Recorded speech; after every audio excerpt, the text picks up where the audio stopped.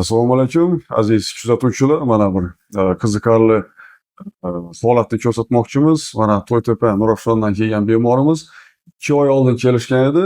Kuchli uvishish belgilari bilan oyog'ida va uvishish belgilaridan oldin kuchli og'riq bo'lgan. Endi bularda sekvesda grijka bor edi. Mana bu joyda ko'rishingiz mumkin. L5S1da taxminan 2,5 santimetr uzunligi va 1 santimetr eniga. Bu 2 oy oldingi MRT. Bu yerda ko'rishingiz mumkin, lecheniya qildik. Polностью mana so'rilib ketgan. Endi hozir faqat uvishish belgilari saqlanib qolyapti oyoqlarida. Bu uvishish belgilari sezgi tolalarini ezgan hisobiga bu birdaniga yo'qolmaydi.